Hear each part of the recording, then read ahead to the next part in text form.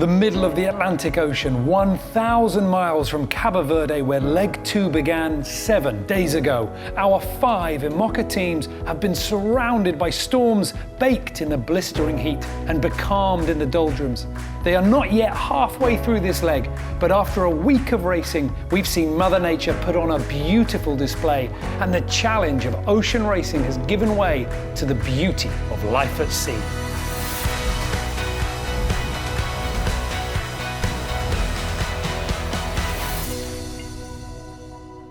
Welcome to Race Control and another ocean race show where we're going to be bringing you all the action from out in the water, as well as getting an update from Boris Herrmann and also answering some of your questions. But first, let's check in with the racetrack. The first challenge of leg 2 is complete. The boats have made their way from Cabo Verde through the doldrums and across the equator.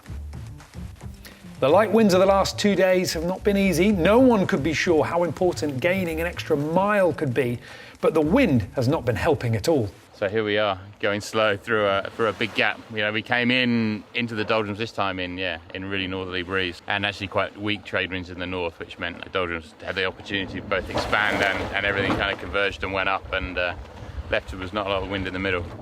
You tend to get bigger doldrums in the east of the Atlantic, close to Africa, and much narrower in the west. So which is why the current thinking is, or the common thinking is west is best, because you typically get a narrower doldrums. Hopefully, one more day and we'll be free. The skippers, navigators and watch captains on any boat will often leave instructions for the next cruise on watch. Helpful info to let them know the plan, but the notes lying around on 11th hour racing teams show the challenges our fleet face. There's something else worth noticing here on these notes, apart from just the scrawl about the wind. But on the left-hand side, you've got what appears to be the 24-hour watch system, the rotation between the crews that are going to be sailing and going to be resting. And they've got the hours running down the left-hand side. So 5 a.m., there's a change, 7 a.m., 9 a.m., and it looks like they're running in pairs. So Justine Matreau and Jacques Boutel together for 2 hours on a watch, and then Simon Fisher and Charlie Enright together again. So 2 hours on, 2 hours off. It's just a snapshot for 24 hours, but if that's what they're doing over a 24-hour period, that's a hell of a work schedule. Also, don't be fooled. This isn't a wooden panel. This is a new technology. This is flax. So this is a fiber that's grown in fields. And for building your IMOCA, if you use this in certain areas, you actually gain an advantage with the rules. It doesn't count to certain weights that you have to fulfill. So this is a technology that I'm sure we'll be seeing more and more in boat building over the next decade. And it wasn't just 11th Hour Racing Team who were waiting for the wind to straighten out and settle down. Team Wholesome PRB, a little way to the east, were also seeing very strange things. Jibe tack. It has been a jibe tack. Turning so fast the wind. You've seen how do you call that in English when you've got the vertical spinning? The water funnel. Water funnel? You've seen that? We had. Should we sail through it? Look, we've done go circular with Tom. Funny winds for everyone, but as we left things on Monday, Guyot Environment Team Europe made the impossible eastern position work for them out of the doldrums, and it's continued to make their decision look like the right one. We are first, we lead with 7 miles. That's really great. Yesterday, I want to give a gift to the sea, just to be more lucky, to find the header, to find the wind. So I take the decision to catch a candy, because I like so much the candy. And to give a candy to the sea, I make a wish. 3, 2, 1, go.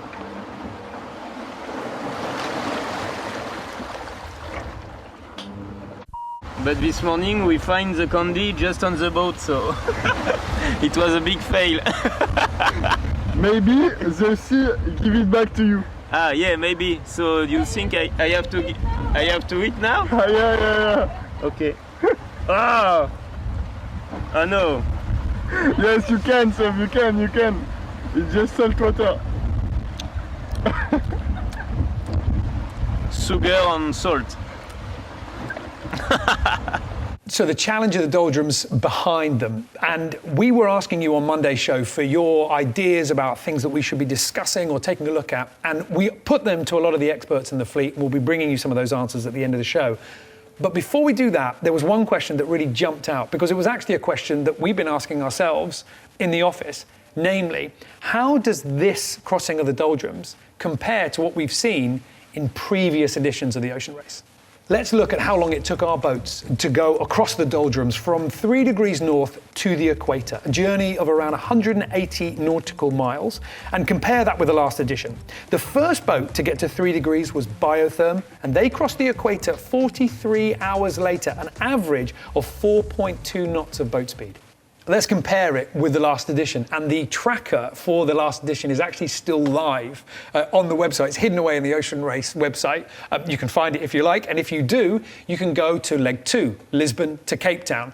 And the doldrums then, it was a different time of year, it was a little bit further north, but let's choose the same 180-mile distance from one side of the doldrums to the other, about 8 degrees north to about 5 degrees. The first boat to enter the doldrums was Dongfeng Race Team, and they managed to cross it in a comparatively pretty quick 17 hours. So the doldrums this time around, for our IMOCAs, holding them into that light wind zone for over twice as long. This has been a really tricky last few days, and it's been draining the mental reserves of our sailors, especially when you consider that they still have 3,600 miles of racing to go. But the one thing that the light winds did give our teams was a little chance to take care of a few small jobs. I'm not proud of that. We haven't been good at discussing together if the hatch was opened or not. And we had the gust of the night at 8 knots. So we upwind, some wind coming, look. And we put the foil down, and the foil, the maneuver of the foil broke a bit the hatch. A repair done, and a clever way to stop the mistake happening again. On board Biotherm, a little field repair was needed to the science equipment, a sea water sampler that photographs the plankton and records valuable data from this remote part of the ocean. Cam, il a l'air penché, quoi. Faut couper le fil rouge ou le fil bleu? Il reste plus que 10 secondes. Il y en a un violet, chef.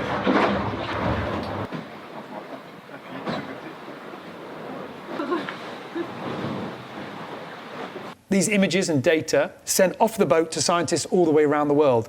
But what about the other way around? What about data that's allowed to go onto the boat? And this is something that a lot of you have been asking about. Just how much help are our teams allowed from people on shore? Well, it's not much. And in fact, really, the only thing that they are allowed to do is download weather forecasts, and race control will provide them with updates every hour about where everyone is in the fleet, what the average speeds are, and where they're pointing. They can take this data, plug it into their navigational systems, and it will help them keep tabs on what to do next.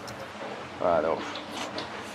So, Biotherm 122.57, 120 for us, 121 for 11. So we are more south than them, which is a good news. And the speed, 5.1, 8.2. Oh, they are fast on 11. They are fast. Okay. And while Kevin was focused on the miles to go in the race, Georgia, the OBR, couldn't help noticing the bad smell on board. Okay, no, I'm smelling. It's only the fish. I think we must have a fish, or at least it's all seagrass, we call sargass, that are dropping on the mast base. And since the mast base is also the air ventilation of the cockpit through the tunnels, smelling fish. It remembers me, my father fishing boats when I was young.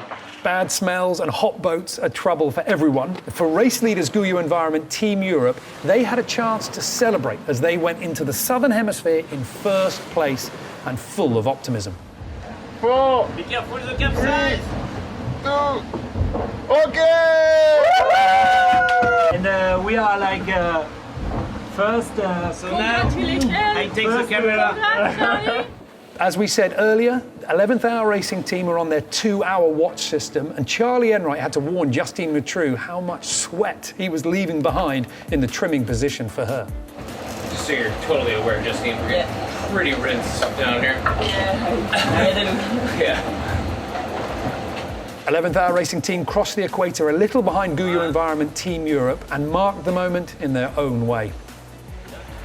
And in tradition, we'll give Neptune a little drink for good passage, and hopefully be kinder to us in the Southern Hemisphere as it was in the Northern Hemisphere in the last couple of hours. But a little cheers to Neptune. There you go, buddy. That was a healthy pour, I like it. That was good. And then a little sip for us.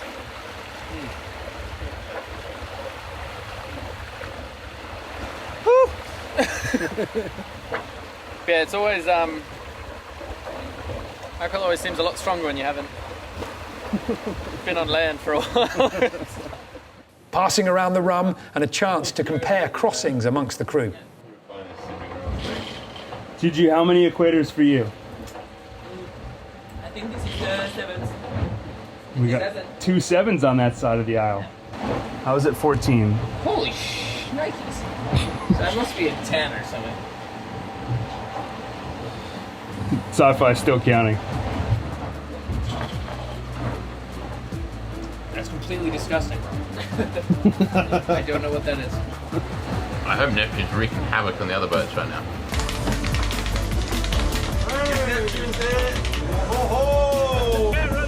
One, two, three!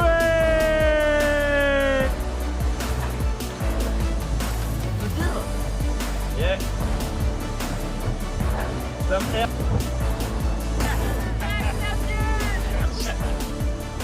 It was also Jan Ellis's birthday on board Team Militia and a chance to finally open those presents. These are all my child. Yes. A lot of you were asking about crew rotations and what were the rules around swapping team members. And this is exactly what's happened for Team Militia. Boris Herrmann, normally the skipper, had to take this leg off after injuring his foot in the last leg. And for him, the experience of being on shore, very different indeed. Yeah, so leg 2, unexpected for me to step off. I'm following it from land and learning the track alive every hour. It's a bit of nail biting involved here. I'm super excited to see how has the night been. I think now for the second part of the race, it's different. It's going to be a different game. The wind is going to increase. They are all going to step on the foil. The marginal question will be forgotten about. Now it's really about finding the right mode, just kind of a much faster mode tomorrow when the trade winds kick in. And then it will be a drag race along the Brazilian coast, going around St. Helena High, and big weather strategy will come into play once they hit the front and Southern Ocean lows. I think the game is still pretty open and has been very exciting so far to watch from land. And yeah, there will be certainly plenty of surprises on the long pass to Cape Town. For the rest of you on shore, and for anybody that might be not familiar with offshore sailing and racing through the South Atlantic, you are going to start to wonder why these teams are not heading to the finish line. Our teams will be heading further south before approaching Cape Town from the west. They could sail in a straight line, meaning less miles, but why don't they? This is why. So this is the dashboard read out here in race control. And you've got all sorts of information coming from the boat, which probably we shouldn't be looking at. But let's focus on this instead. This here is the tracker with the wind information going. And this is the St. Helena High. This is what's causing all the problems for the sailors. It's really governing what the breeze does in the area. It's not the best view, though, to peer through the table. The best view is up on the big wall. So let's take a little bit of a closer look at this high pressure. I've commandeered one of the race control computers and I'm using the race control tracker. And, well, if we were imagining that our boats would go straight towards Cape Town, the problem is it's going to put them to the eastern side of the high pressure. And that means they're going to need to go upwind towards Cape Town. If, however, what they do is they go round to the west and then southern side, they'll be going downwind the entire way. Now, in the races past, when you were talking about Steinlager 2 or the Pendwick, the big heavy boats, the difference in speed between going upwind and going downwind wasn't really much at all. But now, for these IMOCAs, if they can sail more time downwind, they're going to be going so much quicker, it's worth those big detours. And with this information, with the forecasting, what they can do is they can put it into their navigational machines. And the computer confirms what we already know. It's way faster for these boats, way quicker to get to Cape Town by going the correct way round the high pressure and keeping that wind angle where it's most effective. On our last show, we asked you for some questions. Thank you so much for sending them in. And a lot of you were very interested in the difference between the IMOCAs and the VO65s. Well, who better to answer those questions than an experienced sailor who's raced on both? I'm Abby Ehler. I'm with Team Wholesome PRB, and this is my 4th ocean race.